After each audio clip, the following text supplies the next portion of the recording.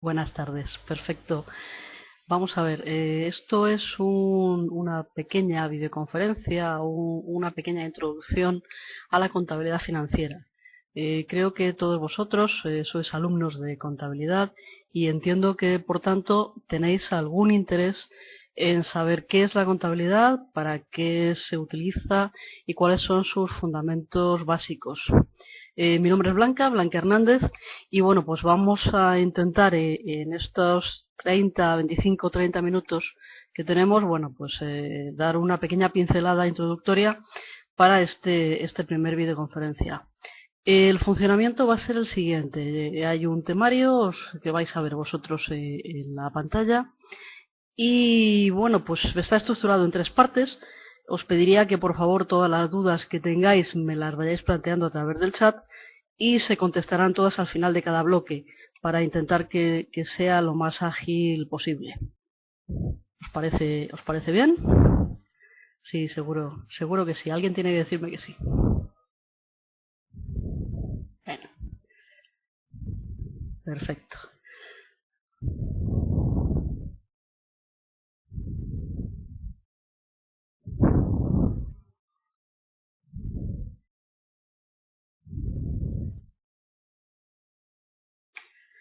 Vamos a ver, lo primero que tenemos que tener en cuenta es que la contabilidad se utiliza sobre todo en las empresas. ¿Y qué es una empresa? Bueno, una empresa es básicamente una unidad económica de producción que administra una serie de recursos que vamos a diferenciar entre capital y trabajo para la consecución de unos fines específicos. ¿Cuáles serán esos fines específicos? Bueno, pues a veces obtener beneficio económico, pero como veremos un poquito más adelante, esto no siempre es así. El concepto de empresa va a ser un poquito más amplio. Podemos diferenciar distintos tipos de empresa, por ejemplo, en cuanto a la magnitud de la misma o, por ejemplo, en cuanto a forma jurídica. Si tenemos en cuenta la magnitud de la empresa, tendremos que tener en cuenta el aspecto financiero. ¿Cuál es el capital social de la misma? Podremos tener en cuenta también el número de trabajadores y ahí tendremos diferentes criterios que veremos también un poquito más adelante en cuanto a lo que considera grande o pequeña empresa. Podremos diferenciarla en cuanto a nivel de producción o el volumen de ventas. Si hablamos de forma jurídica, podemos diferenciarla entre empresa individual, societaria o cooperativa, o un término que actualmente se utiliza bastante más, que es el de empresa social, empresa de economía social, que seguro que todos y todas vosotros lo habéis escuchado. Pero no solamente podemos tener esos tipos de empresa, podemos hacer a su vez una siguiente clasificación, que es dependiendo del tipo de capital, de dónde procede el capital de la empresa. En ese aspecto podremos hacer una diferenciación entre empresas públicas y empresas privadas. Empresas públicas, seguro que a todos se os ocurre algún ejemplo y luego cuando planteéis preguntas podemos comprobar. Y empresas privadas que están financiadas en su totalidad por capital privado. Podemos diferenciar también en cuanto a sus fines, como empresa con ánimo de lucro, es decir, aquella que está, como decía antes, destinada a obtener un beneficio económico, o empresas no lucrativas. El concepto empresa en este caso, bueno, pues es un poco amplio y como ejemplo típico de una empresa no lucrativa, por ejemplo, podríamos hablar de las fundaciones. En cuanto a tipo de actividad, también se puede hacer a su vez otra clasificación. Y es, vamos a ver, a qué se dedica la empresa. Una empresa que esté en el sector comercial, o una empresa industrial, o una empresa de servicios, dependiendo cuál es el sector de actividad en el que está ubicada.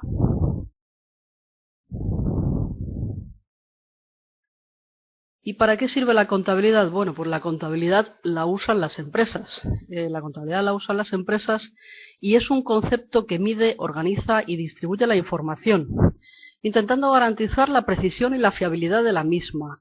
¿Qué quiere decir esto? Bueno, pues que la contabilidad tiene no solo que elaborarse, sino que además servir para algo. Es decir, tiene que ser un elemento útil, un elemento de análisis, algo que nos dé no solo la imagen fiel, que es algo que seguro que es un concepto que todos manejáis, sino que sea una herramienta de participación y de toma de decisiones en el mundo en el ámbito empresarial.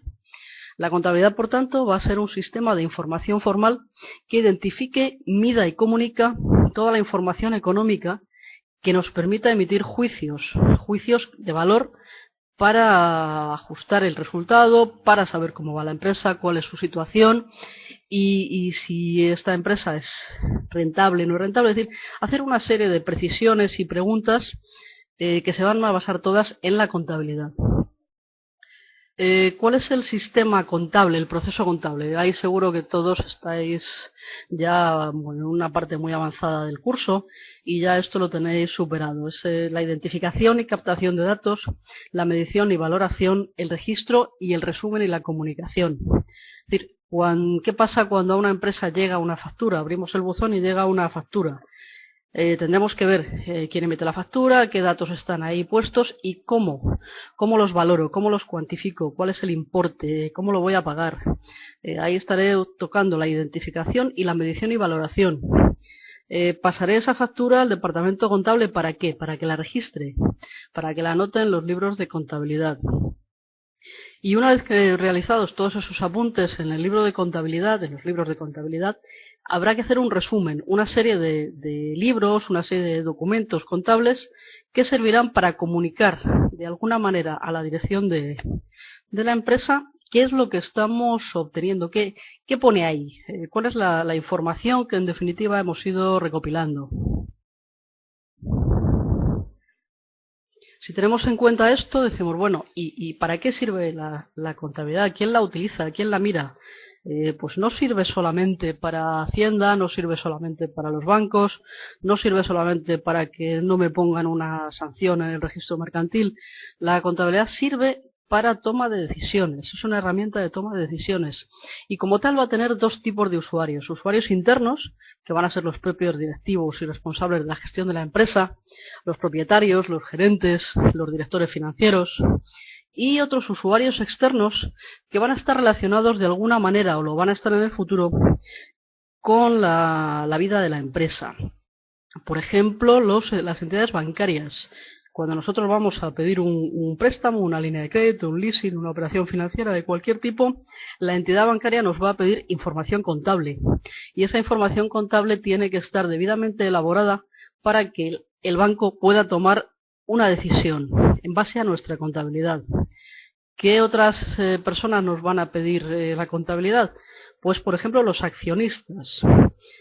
Todos los socios de la empresa que no forman parte del proceso de dirección, pero que sí tienen un interés real en conocer cuáles son los estados contables, también van a ser usuarios externos de la misma. En algunos casos los empleados, por ejemplo, sobre todo, quizá en el caso de las cooperativas, pero en muchas empresas tenemos que tener en cuenta que la información contable es pública y puede estar a disposición de los empleados. Por supuesto, los proveedores y los clientes y indudablemente las administraciones públicas, y ahí estamos todos pensando en la agencia tributaria. Pero no solo va a ser la agencia tributaria, sino toda clase de administraciones públicas con las que queramos, por ejemplo, firmar un contrato administrativo. Si tenemos en cuenta que tenemos todos estos usuarios, ¿qué pasa con la contabilidad? ¿Qué tiene que tener la contabilidad? ¿Qué requisitos? Pues uno básico, y es que la contabilidad tiene que ser relevante, lo que decíamos antes, una herramienta para la toma de decisiones. Tiene que ser útil, práctica. Tiene que ser fiable, libre de errores. Por tanto, no puede hacerse sin criterio. Ha de respetarse, una serie de criterios básicos que también veremos un poquito más adelante. Ha de ser íntegra, es decir, ha de comprender todos los datos que forman parte de la contabilidad. No podemos omitir nada, no podemos dejar, como dicen ahora, facturas en el cajón. Ha de ser comparable en el tiempo, la misma empresa en periodos sucesivos, en el espacio, entre distintas empresas. Y ha de ser clara, es decir, tenemos que utilizar un sistema homogéneo que pueda entender todo el mundo. Todos aquellos usuarios tienen que tener documentos similares que se puedan entender.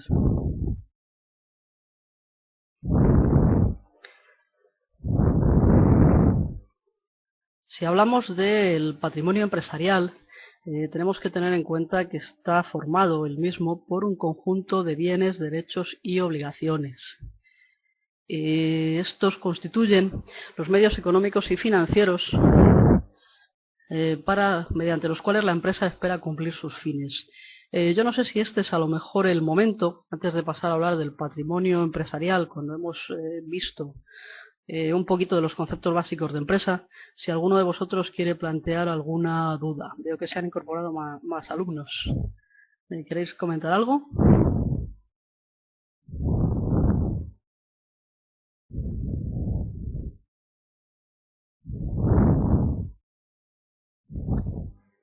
¿No? Continuamos entonces hablando del patrimonio empresarial.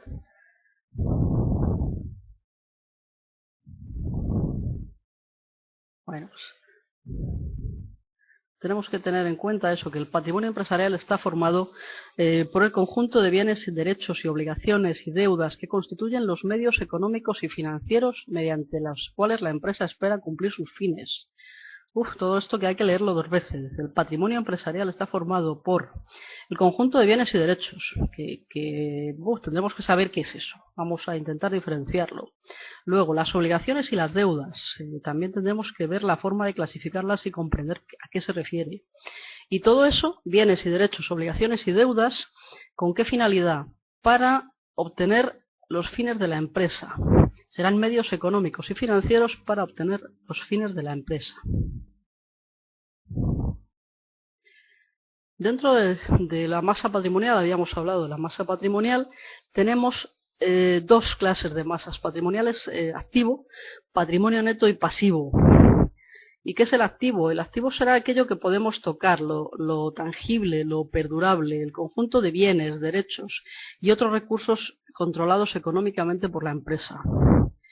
¿Qué será el patrimonio neto? Bueno, pues el patrimonio neto es el pasivo no exigible. ¿Y qué es el pasivo? Bueno, pues el pasivo son las fuentes de financiación, las deudas. Tenemos activo, bienes, derechos, pasivo, obligaciones, deudas. Por diferencia, el patrimonio neto, que será básicamente las aportaciones de los socios y los beneficios generados en años anteriores y no distribuidos. El concepto de patrimonio neto y de esta diferenciación del balance, todavía no hemos visto el concepto de balance, lo vamos a ver ahora. El concepto de patrimonio neto y esa estructura de balance es sensiblemente diferente al que tenía el plan del 90. Si alguno de vosotros habéis estudiado el plan de contabilidad del año 90, veréis que la estructura del balance, igual que la estructura de la cuenta de pérdidas y ganancias, es sensiblemente distinta.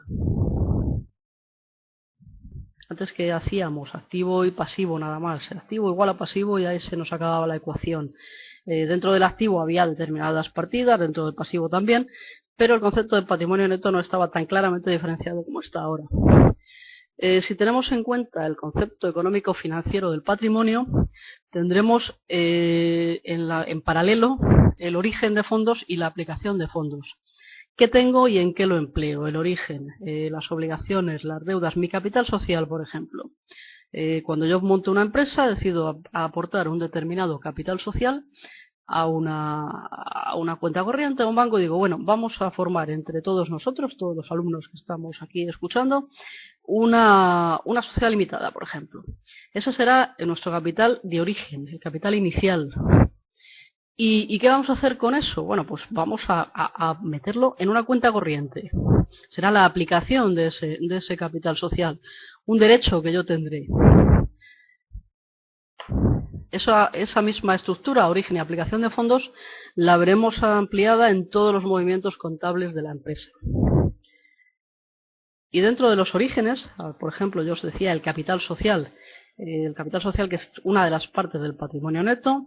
Dentro de los orígenes, el pasivo no corriente, que serán deudas a largo plazo, o el pasivo corriente, deudas a corto plazo. Aplicaciones en activo no corriente o en activo corriente. Lo mismo, lo tangible, lo que se toca, lo que está ahí permanente, que es lo no corriente, antes material y ahora lo corriente, antes circulante, en el plan del 90 antes circulante. Tal vez un concepto poco acertado el de este plan general contable, pero bueno, es el que tenemos. En cuanto al activo, vamos a ver qué representa los bienes, derechos y de todos los recursos controlados económicamente por la empresa. Y decíamos que antes se diferenciaba activo de qué tipo, material o inmaterial, circulante, por contrapartida con el no corriente y el corriente que diferencia ahora el Plan General Contable. El intangible, el activo intangible o inmaterial. El activo material, el inmobiliario, material en curso, inversiones financieras, fianzas, todo eso va a constituir el activo no corriente. Y el activo corriente, en cambio, aquello que tiene una mayor flexibilidad, va a ser, por ejemplo, las existencias, las deudas a cobrar, las cantidades que nos deben nuestros clientes, las periodificaciones y, por supuesto, lo que es líquido, absolutamente líquido, que es el dinero en efectivo y otros activos líquidos. Por ejemplo, que tenemos en el banco, en las cuentas corrientes. En cuanto al pasivo, tenemos que representa las obligaciones actuales surgidas como consecuencia de hechos pasados. Ahí tenemos la misma diferenciación, pasivo no corriente o pasivo fijo, que comprende deudas con terceros cuyo vencimiento es superior a 12 meses. 12 meses, todo lo que sea superior a 12 meses va a considerarse largo plazo. Lo que sea inferior a 12 meses, con vencimiento inferior a 12 meses, vamos a considerarlo corto plazo. En el pasivo no corriente podemos ver como ejemplos las deudas a largo plazo, los pasivos por impuesto diferido, concepto también que sí existía en el plan del 90, pero que ha sido también modificado, sensiblemente modificado en el plan de 2007, y las periodificaciones a largo plazo. Por contra, el pasivo corriente, bueno, pues vamos a tener las deudas a corto plazo, aquello que debemos a menos de un año, los acreedores comerciales a pagar, aquellas cantidades que le debemos a nuestros proveedores y acreedores, y las periodificaciones a corto plazo. ¿Y qué es el patrimonio neto? El concepto básico de la contabilidad sobre el que se está fundamentando el balance. El patrimonio neto es financiación no exigible. Financiación no exigible y que en principio no tiene coste financiero. O sea, parte del patrimonio neto, el capital social, es aquellas cantidades aportadas por los socios de una empresa para su constitución. ¿Qué otras cosas constituyen el patrimonio neto? El reparto, el beneficio no repartido, aquellas cantidades de beneficio no repartido. ¿Cuál es la premisa básica del patrimonio neto? Pues que este debería destinarse a financiar el activo no corriente y a cubrir un margen razonable del activo corriente. Pero como veremos más adelante, esto no siempre funciona así. Podemos clasificar el patrimonio neto en fondos propios, que es capital, reservas, los ajustes por cambio de valor y otra cosa que es novedosa con respecto al plan del 90 son el incorporar al patrimonio neto, las subvenciones, donativos y legados. Ese concepto en el plan anterior tampoco estaba ahí exactamente ahí ubicado. Vemos que ya tenemos un pequeño dibujo del balance. Ya estamos dibujando un balance. ¿Un balance de qué? De situación. Será una fotografía de la empresa. Sabemos que el balance es una foto de la empresa, el libro diario es el cine. Es como el cine de la empresa donde va sucediéndose todos los movimientos.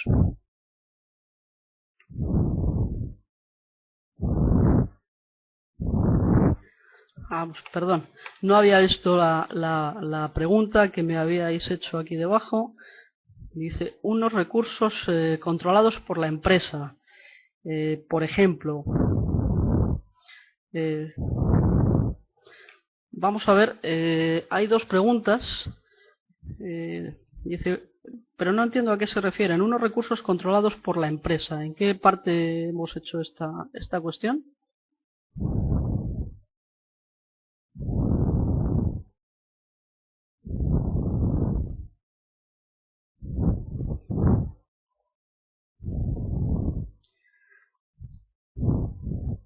Pregunta a un compañero que cuando definimos el activo,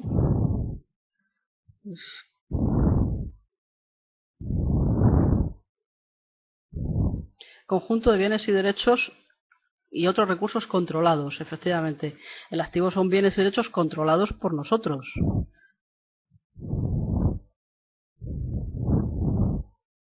el activo. Dentro del activo decíamos que diferenciábamos el activo material, el activo tangible y el activo intangible, todo el dinero de caja, bancos, etcétera. No sé si eso responde a la pregunta.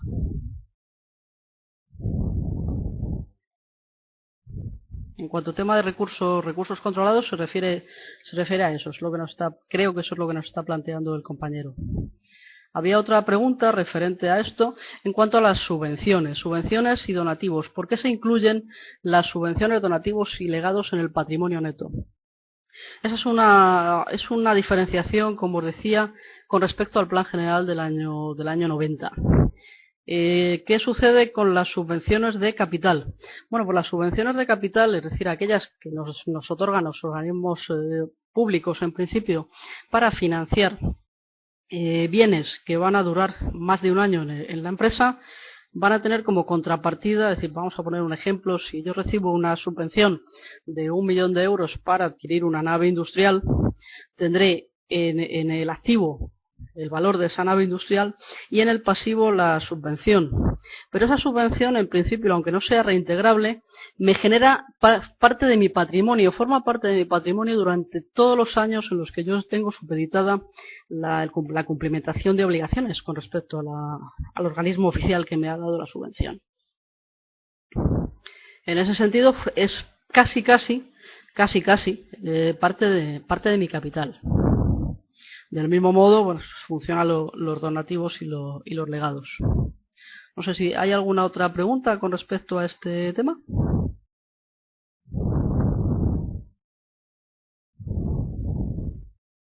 Bueno, continuamos viendo las distintas situaciones del pasivo y si os parece, dentro de otro poquito hacemos otro corte para ver las preguntas, ¿de acuerdo?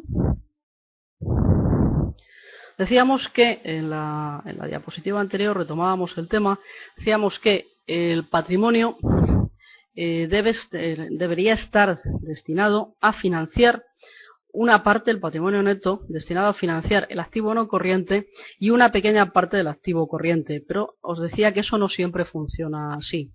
Si alguno habéis escuchado hablar de ratios, de la contabilidad de costes, lo veréis eso si continuáis estudiando contabilidad, si seguís en este asunto de la contabilidad, veremos que hay tres premisas básicas en cuanto a las situaciones de equilibrio patrimonial. La primera es la situación de estabilidad máxima, aquella en la que el activo es igual al patrimonio neto, por lo tanto el activo está totalmente financiado con recursos propios y la empresa no tiene deudas. Esa es la situación ideal y por desgracia no muy frecuente.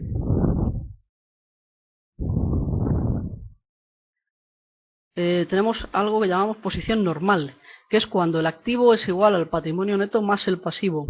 Es decir, el activo está financiado en parte con fondos propios, el resto con pasivo. Esa es una situación bastante habitual hoy en día, bueno, pues salvo empresas que están maltratadas por la crisis económica. La posición inestable es cuando el activo está financiado en su totalidad con recursos ajenos, es decir, dependemos absolutamente de la financiación ajena para adquirir activos. Y una posición de inestabilidad máxima, que es cuando el pasivo es mayor que el activo y el patrimonio neto es inferior a cero. En ese caso, la empresa debe más de lo que tiene y es lo que llamamos una situación de quiebra técnica. Incluso esa situación hoy en día a efectos fiscales puede generarnos algún problema. Dentro del marco normativo de la contabilidad, bueno, pues sí sabéis que la contabilidad se rige hoy en día, sobre todo, principalmente por el Plan General de Contabilidad que se aprobó en el 2007, mediante el Real Decreto 1514 y mediante el Real Decreto 1515 en cuanto al Plan General de Contabilidad para pymes.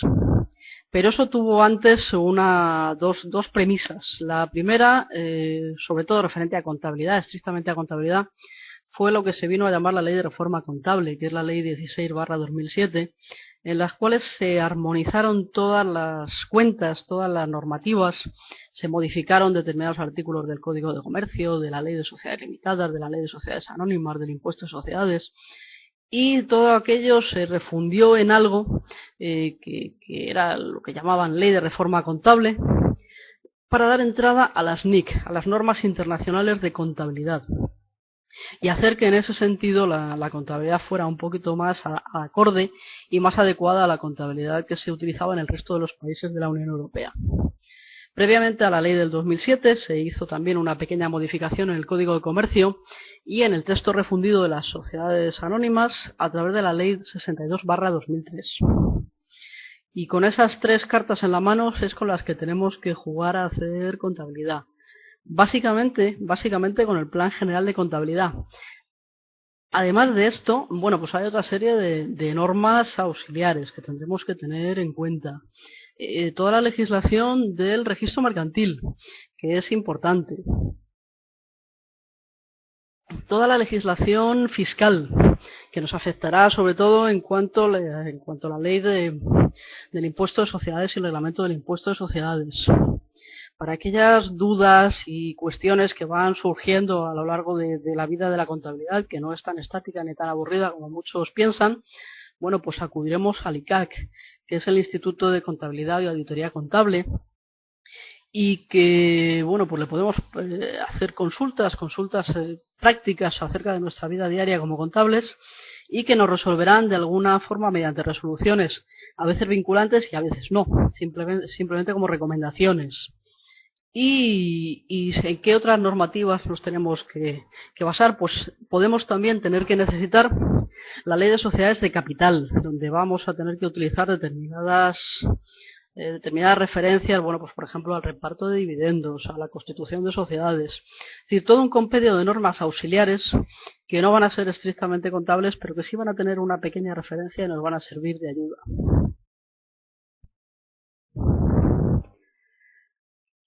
Y como consecuencia de la reforma contable se cambiaron también, se modificaron las cuentas anuales. Y las cuentas anuales dijeron, bueno, vamos a ver, ¿y qué tipo de información tiene que presentar una empresa? Pues una empresa depende. Si es una empresa que tiene que consolidar la contabilidad, es decir, una empresa a su vez formada por un grupo de empresas, pues depende. Oiga, ¿y si cotiza? Bueno, pues si cotiza con las NIC, con las normas internacionales de contabilidad. Pero ¿y si qué pasa si no cotiza? Bueno, pues si no cotiza, nos ajustaremos al modelo contable español. Y ahí podremos usar, dependiendo de las características de la empresa, pues o bien el plan general de contabilidad genérico, el que vamos a llamar entre comillas normal, porque es un plan que no tiene apellido. El que tiene apellido es el pequeño, que no es tan pequeño, es el plan general de contabilidad de pymes. Y ese sí tiene apellido, el plan general de contabilidad es tal cual. Y si no, hablamos de empresas individuales. ¿Y qué tipo de contabilidad tienen que llevar las empresas individuales?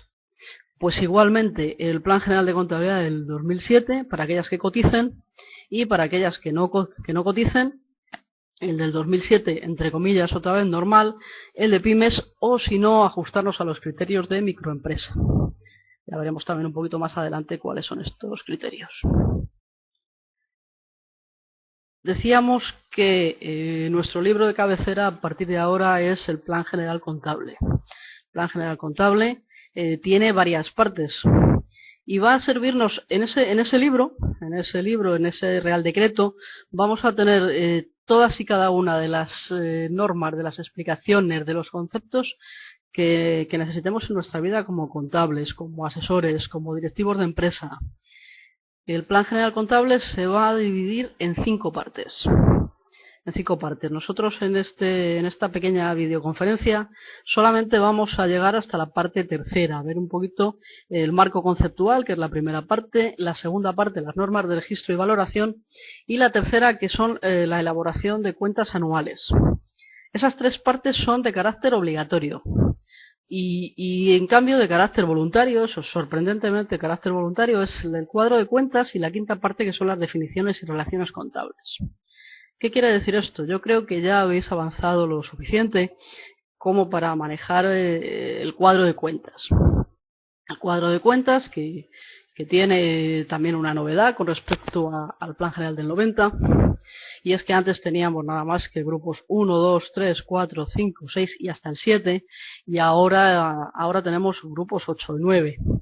¿Por qué tenemos 9 grupos y dónde están esos 9 grupos? Bueno, esos 9 grupos que aparecen en el cuadro de cuentas solamente se van a aplicar en el plan general, entre comillas, insisto en lo de las comillas, normal, plan general de contabilidad, pero no aparecen en el plan de pymes. El plan de pymes se queda como antes hasta el grupo 7. ¿Y por qué son de aplicación voluntaria? Bueno, pues porque esas cuentas que vienen ahí son a título orientativo. ¿Qué nos pasa si tenemos un concepto que no tenemos? Estamos aplicando, imaginaros que aplicamos el plan general de pymes y de repente nos surge una operación financiera con un pasivo financiero, por ejemplo, que no está contemplado. Buscamos y buscamos y buscamos y después de un buen rato de buscar vemos que es el concepto que estamos buscando, no lo encontramos, no aparece. ¿Dónde iremos a buscar? Al plan general normal, al plan general grande, donde sí podremos encontrar esos conceptos. Y si no queremos ir al plan general normal, podremos ajustar un número, un código, aleatoriamente uno, por ejemplo, que esté libre o aleatoriamente uno que nos resulte cómodo y estructurarlo. ¿Eso se hace así en la realidad? No. En la realidad nadie se sale del cuadro de cuentas porque efectivamente sería un lío, pero se podría hacer.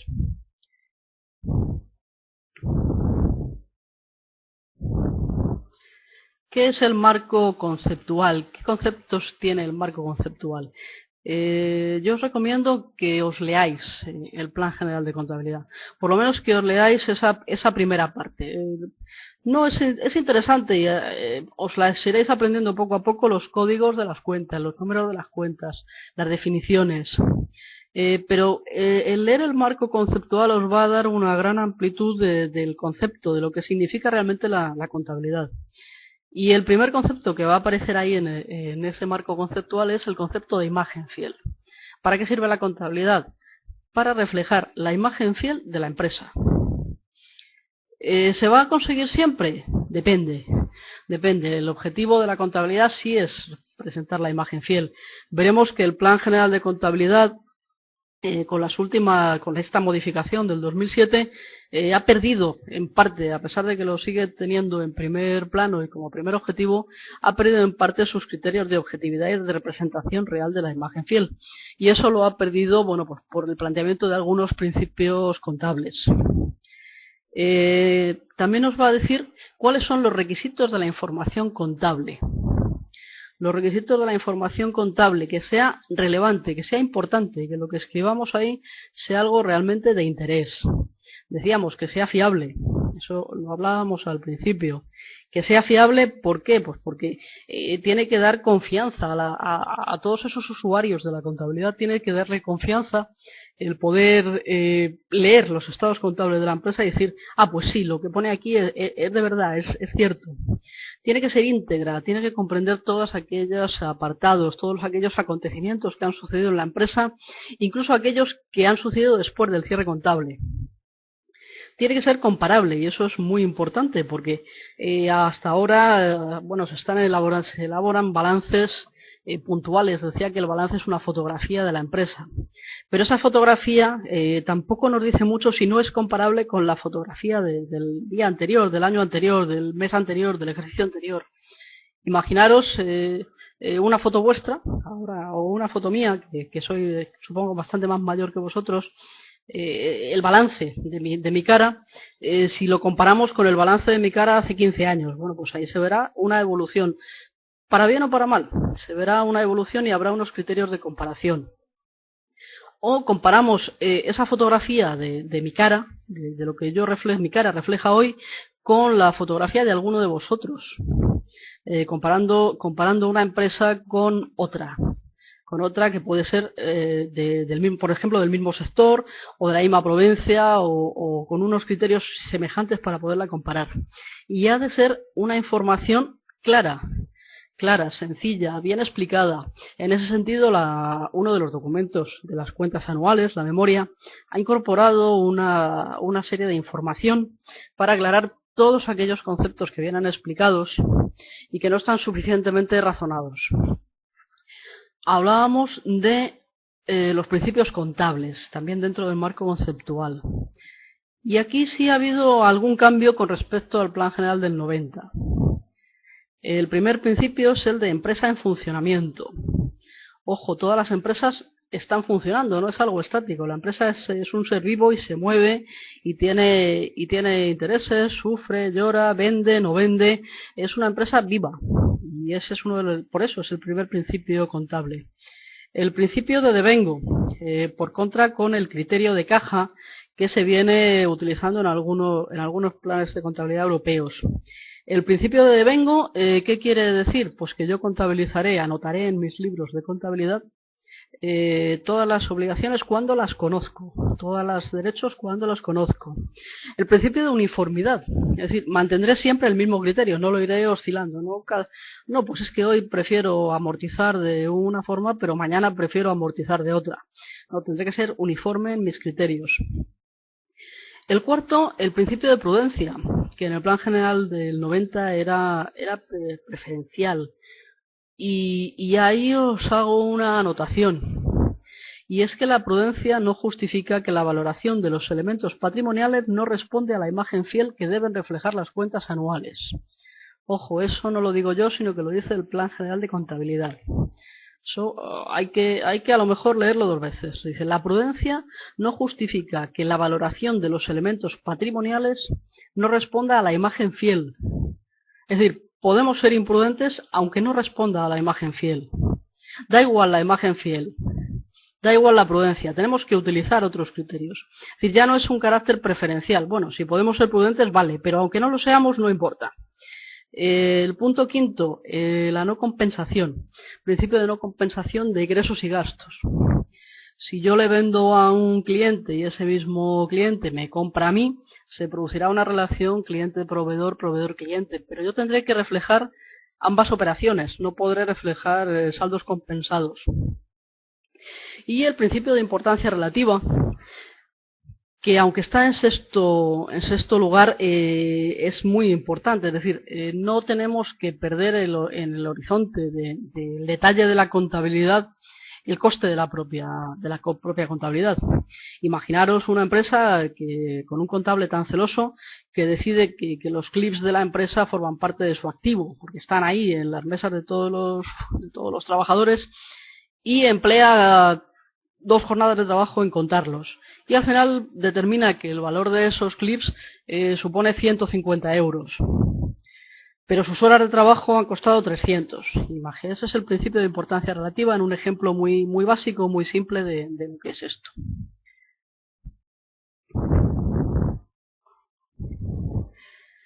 ¿Cuáles son los elementos de las cuentas anuales? Los activos, los pasivos, el patrimonio neto, los ingresos y los gastos. Si trazáramos una columna, como una especie de corte, digamos activo, pasivo, patrimonio neto, formaría parte del balance y los ingresos y gastos sería la cuenta de resultados.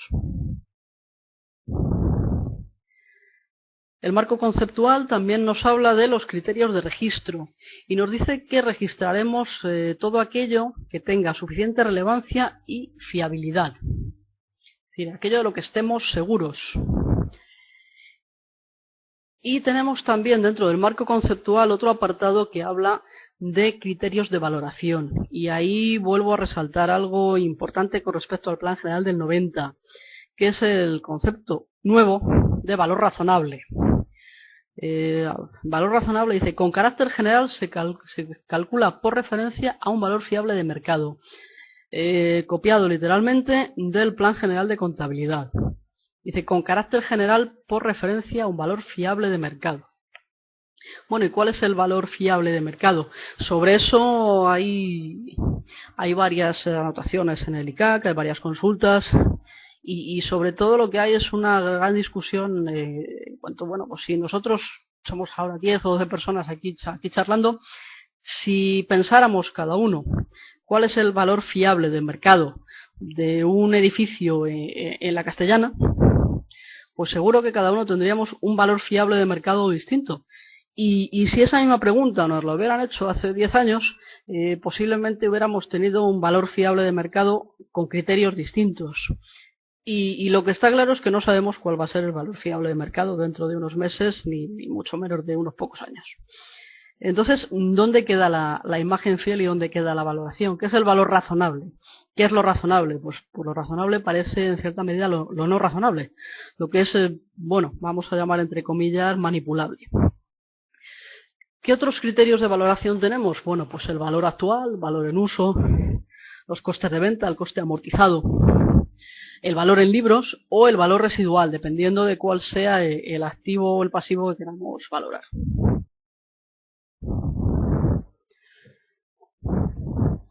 Normas de registro y valoración también forman parte del plan de contabilidad. Sí os aconsejo que os la leáis. No hace falta que os lo aprendáis de memoria, no hace falta que sepáis, solamente que sepáis que eso existe y que cuando tengáis una duda con respecto a, oye, ¿cómo se valora estas existencias? ¿Qué tengo que hacer para contabilizar una venta? ¿Cómo contabilizo una determinada subvención? Bueno, pues todo está especificado. ¿Cuál es la norma? ¿Cómo se valora? ¿Qué contrapartida? ¿De qué manera? ¿Cuáles son los criterios que tengo que tener en cuenta? Con una salvedad, y es que en el plan general contable, en el grande, en el normal, existen 22 normas de valoración. En el plan de pymes hay una menos y están, bueno, colocadas, sí los conceptos son iguales, pero hay pequeñas variaciones. Intentar manejar los dos aleatoriamente y compararlos porque eso os va a dar también, aunque lo habitual es que se utilice el plan de pymes, pero yo os aconsejo que para estudiar, para hacer los ejercicios, utilicéis el plan general normal, que siempre entiendo que os va a resolver mayores dudas. Y llegamos al apartado de las cuentas anuales. Oiga, ¿y qué son las cuentas anuales? Pues las cuentas anuales es un único documento que a su vez comprende 5 documentos más, que es el balance de situación, la cuenta de pérdidas y ganancias, el estado de cambios de patrimonio neto, el estado de flujos de efectivo y la memoria. La memoria que a su vez está dividida en 25 apartados. El balance de situación, igual que aparecía en el plan del 90, siempre comparado con el ejercicio anterior, siempre que se pueda. Excepciones, ¿cuándo no se puede? Pues en el primer año de inicio de actividad. La cuenta de pérdidas y ganancias, igualmente, comparada con el ejercicio anterior.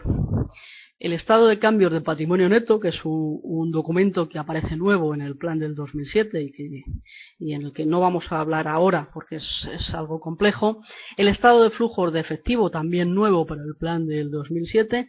Y la memoria dividida nada más y nada menos en 25 apartados, que van a servir para explicar cada una de las cosas que hemos fotografiado en el balance.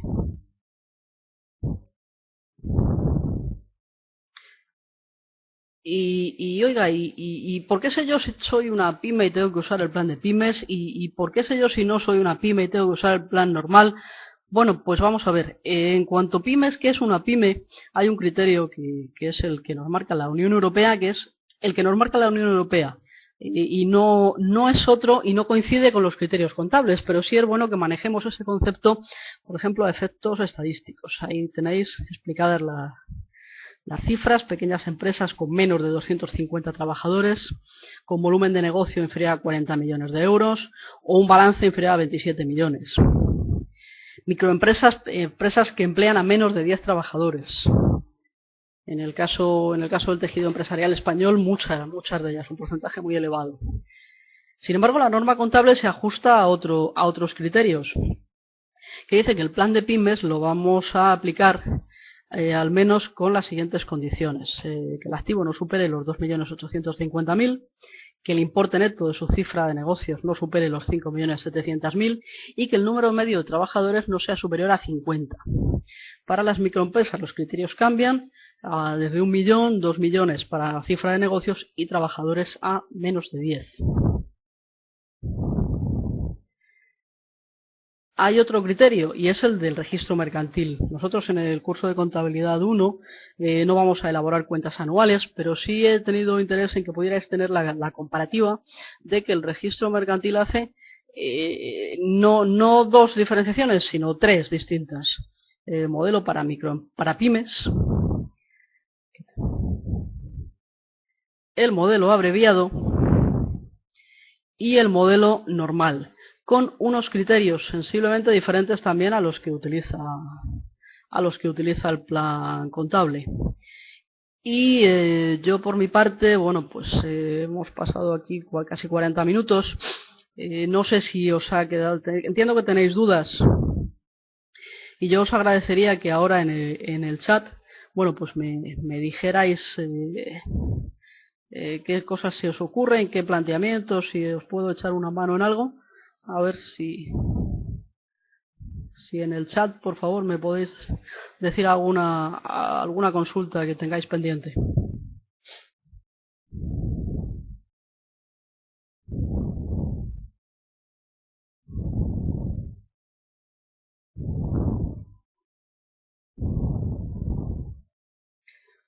Teníamos, aquí hay alguien que pregunta, dice, ¿por qué los proveedores son siempre pasivo corriente? Dice, ¿no podrían ser proveedores a largo plazo? Sí, podrían ser proveedores a largo plazo.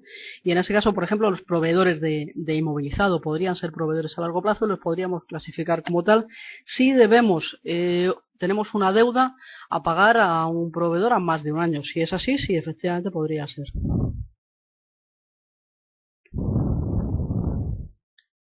Otra pregunta que se plantea, dice, ¿el Plan General de Contabilidad distingue entre subvenciones reintegrables o a fondo perdido?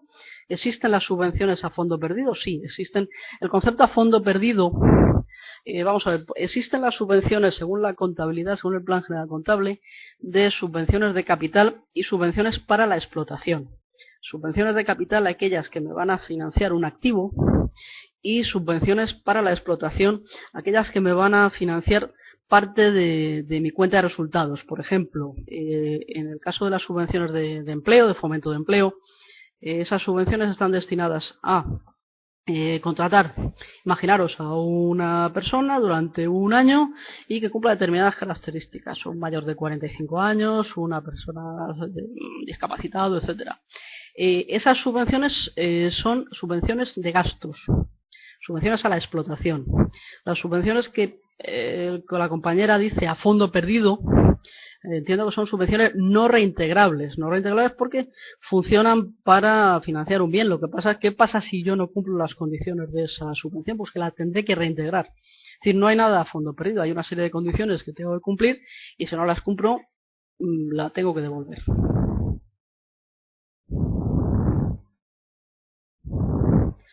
Pregunta una compañera a qué se refiere si una empresa cotiza o no cotiza. Me refería a las empresas que cotizan en bolsa. Empresas que cotizan en bolsa, sociedades anónimas, algunas de ellas que cotizan en bolsa y otras, aunque sean sociedades anónimas, no cotizan.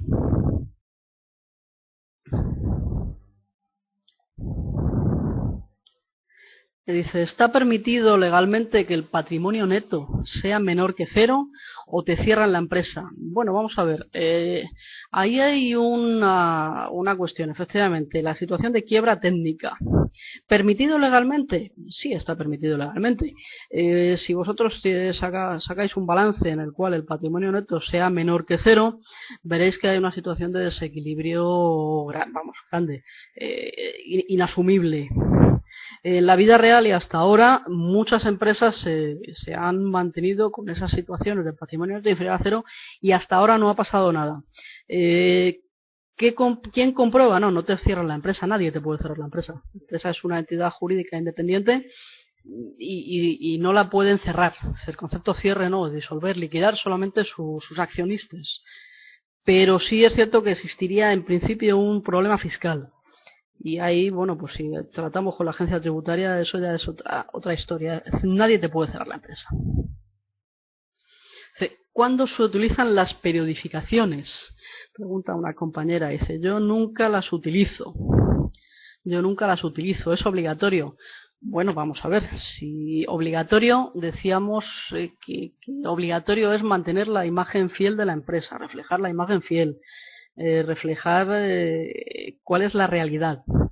Imaginaros un ejemplo muy simple, es un seguro que yo contrato, el seguro de incendios de mi local, lo contrato el 1 de junio y me dicen, ¿esa póliza cuánto dura? Pues esa póliza dura un año. Y yo el día 1 de junio me llega el recibo, contabilizo el valor total de ese seguro y en mi cuenta de resultados reflejo la totalidad del recibo. ¿Estoy reflejando la imagen fiel? No, no estoy reflejando la imagen fiel porque ese seguro, la contingencia me dura durante 12 mensualidades y yo solamente, si contraté el 1 de junio, solamente serán imputables al ejercicio 6 mensualidades. Vamos a ver, obligatorio no es, pero si quiero reflejar la imagen fiel, es aconsejable y desde luego en el caso, bueno, podríamos mantener el principio de importancia relativa. No, yo te aconsejaría que las utilizaras, te acostumbres a utilizarlas. Pregunta otro compañero por un proveedor por la compra de mercaderías o un proveedor normal o acreedor. Entiendo que se refería a la pregunta anterior del corto y largo plazo. Bien, un acreedor también puede ser a largo plazo, efectivamente. No sé si con eso le estoy contestando, pero efectivamente un proveedor a corto plazo se puede ser a corto o largo plazo. Otro compañero pregunta si el plan general de pymes y el plan general normal se pueden usar indistintamente o es obligatorio usar el de pymes. No, no es obligatorio. Yo puedo optar por el que quiera. Es decir, yo me siento en la mesa de trabajo con los dos en la mano y decido usar uno, aleatoriamente el que quiera. Yo decido usar el plan general grande porque entiendo que en la vida de mi empresa va a haber determinadas contingencias que no van a estar reflejadas en el pequeño, aunque sí cumplo los requisitos del pequeño, pero decido usar el grande sin ningún problema. Y a la inversa, como os decía antes, si decido utilizar el de pymes y hay algo que no aparece en él, puedo puntualmente utilizar aquellas cuentas que están reflejadas en el plan general normal. Dice, otro compañero pregunta, dice, ningún principio contable puede alterar la imagen fiel de la empresa. Hemos leído que la prudencia no justifica que la valoración de los elementos responda a la imagen fiel de la empresa. En cambio, hemos estudiado que se pueden maquillar las cuentas anuales mediante la contabilidad creativa. Mi pregunta es, ¿no choca la contabilidad creativa con el plan general contable? Sí, efectivamente. Efectivamente, no es que choque, es que precisamente ese es uno de los problemas de este plan contable, de este plan general contable, cuando se aprobó. Bueno, pues tergiversa una serie de valores fundamentales de la contabilidad de forma que la hace mucho más manipulable, mucho más, entre comillas, creativa. Si os referíais al PowerPoint que habéis visto en cuanto, creo que era uno de los trabajos del curso de contabilidad creativa, bueno, pues habéis visto ahí empresas que han manipulado sus balances, empresas financieras, bancos, etcétera, y bueno, pues eso, si lo hacemos con la idea de falsear los datos, es un delito. ¿Choca con el plan general contable? Sí, choca con el plan general contable, efectivamente.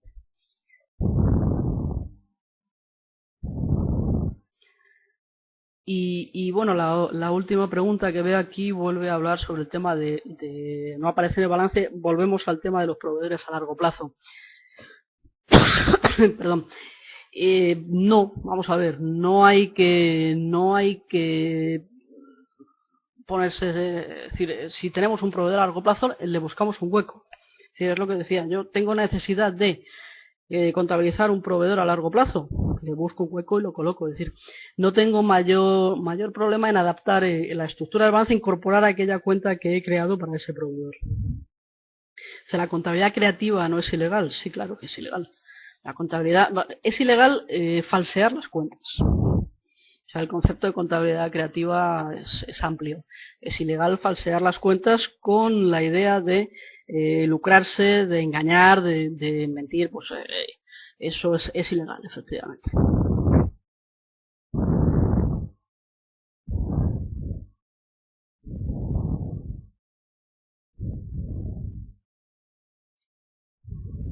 Sí, no sé si tenemos alguna otra duda. Son ya casi las 9, estamos aquí una hora hablando de contabilidad.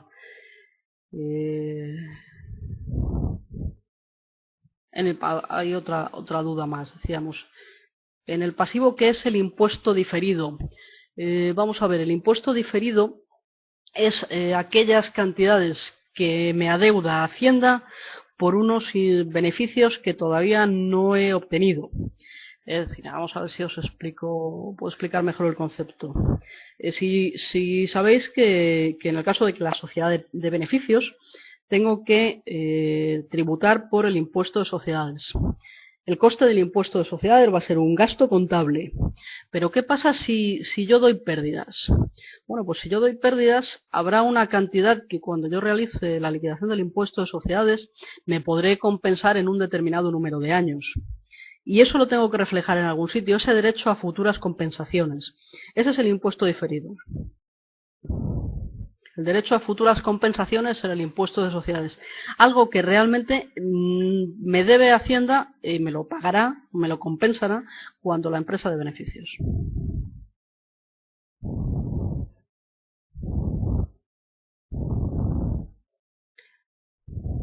Pues yo creo que sí, un compañero hace una última duda. ¿Podemos marcharnos? Pues yo creo que sí, que nos lo hemos ganado, ¿verdad?